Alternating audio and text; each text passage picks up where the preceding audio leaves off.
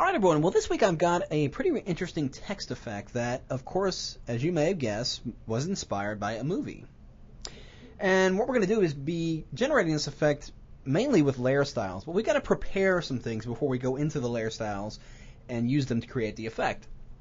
And that's why I have this map open here. This is a relatively high-res, old-fashioned looking map here. If I go into the image size, you can see it's relatively large, 22 by 16. And all I'm going to do with this file is simply define it as a pattern that I'm going to use in the text. So I'm simply going to go under the Edit menu and go to Define Pattern. And I'll just give it a quick name. We'll call it Map. So I'm just going to minimize that file. I don't need it. And let's go ahead and create a new document. I go into File to New, and I'm just going to create a 5 by 11 inch at 150 dpi. And we'll hit OK. And this text effect is going to look better against a black background. So I'm going to bring up my layers panel, and with that background highlighted, I'm just going to press Option Delete to fill it with my foreground color, which is black. Then let's go ahead and set the text we're going to do. I'm going to select my text tool, and I'm just going to click once, and I'm just going to type the word pirates. And of course we can't see it because it's filled with black, and black on black, you just can't see it.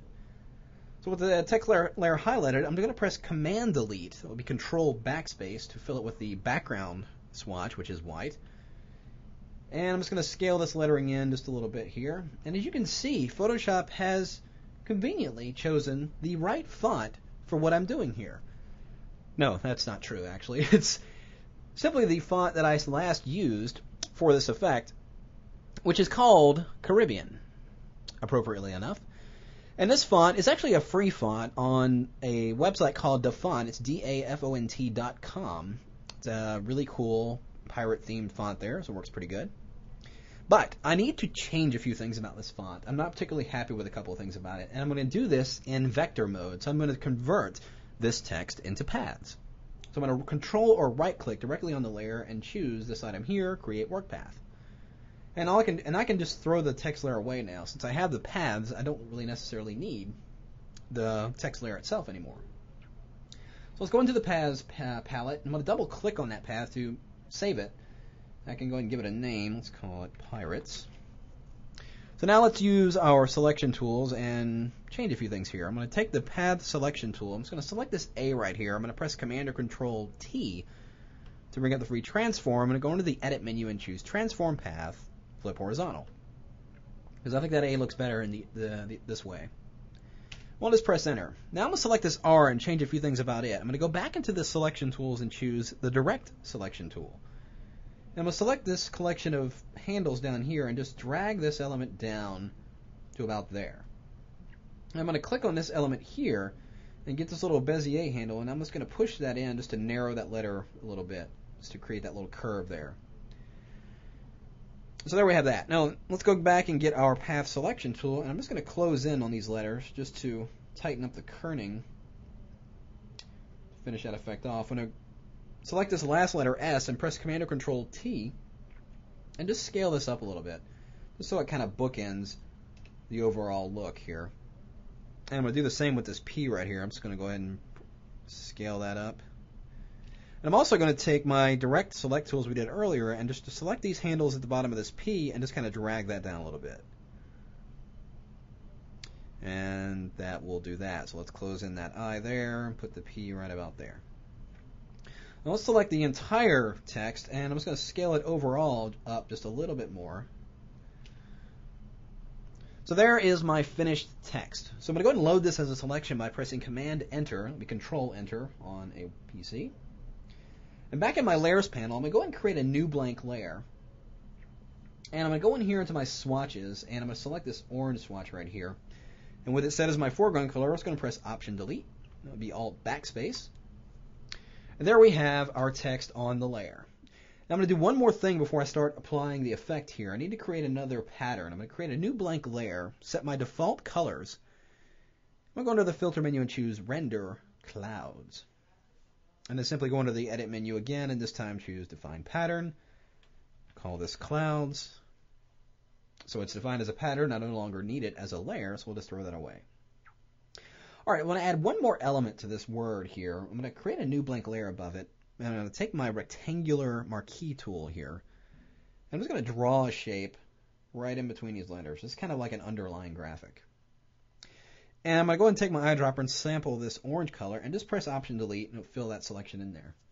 Now I want to get rid of a little bit of area around this R here. I don't want that to be overlapping like that or just combining like that. So I'm going to activate or load the lettering as a selection by Command or Control clicking directly on that icon, but I'm still highlighted on this shape layer. So I'm going to go into the Select menu and choose Modify, Expand, and we'll do about 10 pixels.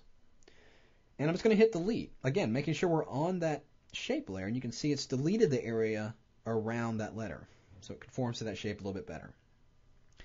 Take my lasso tool, and I'm just going to give this underlining thing just a jagged edge. I'm just loosely drawing a selection along the bottom here, and then we'll hit Delete. We'll do the same thing on the other side here. Just give it a little jagged selection, and then Delete.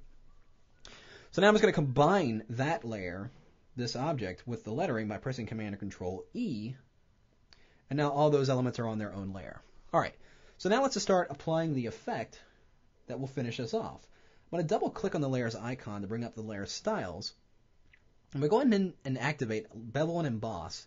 I'm just going to leave all these bevel settings as they are, and I'm going to activate Texture here. I'm going to highlight that item, and I'm going to click on this little arrow here, and we're going to find our pattern menu. And what we want to find is that map that we defined earlier. So I'm going to select that, and it will apply it to my text, and it gives it a kind of a really cool bevel effect to it. I'm going to go ahead and leave the scale and the depth set to 100, but here's a cool thing. If I go into the actual document and click and drag, I can move that pattern around and give it a new position. So for instance, if I want this area here where these lines kind of cross, I want to kind of put them like somewhere in the middle off to the side. I can do that right about there. And because this is a layer style, if I hit OK, I can come back in here and highlight that texture and move it around again. So I'm not committed to where exactly I put it. I can go back and change it. So it's nice to know that I can do that.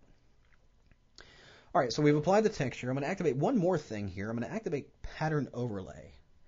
I'm going to go ahead and highlight that, and I'm going to click in this window, and here's where we're going to choose those clouds that we defined earlier. And I'm simply going to change the blend mode of this to Color Burn.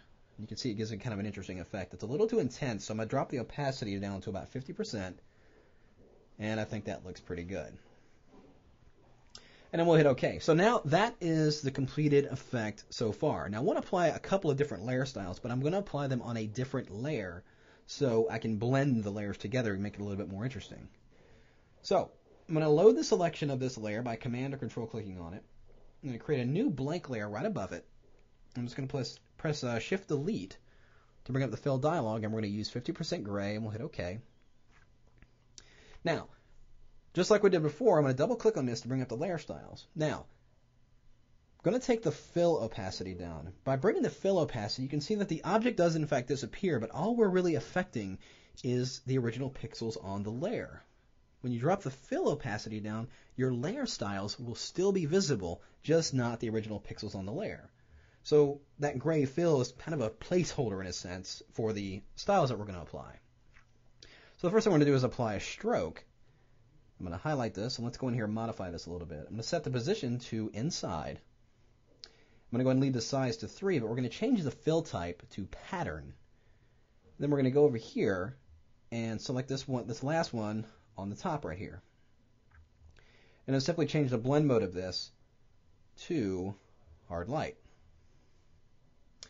That looks pretty good. All right. I'm going to do one more thing. I'm going to activate an outer glow. And let's just kind of give this more of an orange glow to it, like it's really emanating from there. And let's go ahead and change this to hard light. Increase that size just a little bit. You can see that's an interesting result I'm getting here. Let's take this down to about 50%. It's a little less intense. There we go. So I think that looks pretty good. I probably want to change the stroke to overlay. That looks pretty good. Let's take that size up a little bit. There we go. So now we're getting a much more sinister glow there. That looks pretty good. So I'm going to hit OK there. Now, I'm just going to add one more element to this to finish it off. I'm going to create a new blank layer. And I'm going to go and get my brush tool here. And with a relatively soft edge brush, let's say about a number 35, painting with white, I'm going to bring white to the foreground there. I'm going to change something about this brush real quick, though. All I'm going to change, turn off shape dynamics there. All I'm going to do is inside the brush tip shape area is just squash the shape of the brush a little bit to make it more of an oval shape. Right about there. So now let's go into the lettering and just drop in some hot points. Make our brush a little bit bigger. Just in a few different spots, just drop in some hot points so it really looks like some light is hitting some points of this text really hard. And we'll do that. Just a few points there. But that pretty much is it. You can see that we've taken some simple textures, defined them as patterns, and then brought them into through a layer style to apply a very interesting text effect all right there inside Photoshop. So you can see the kind of fun you can have this. Try it again yourself, and I hope you have fun.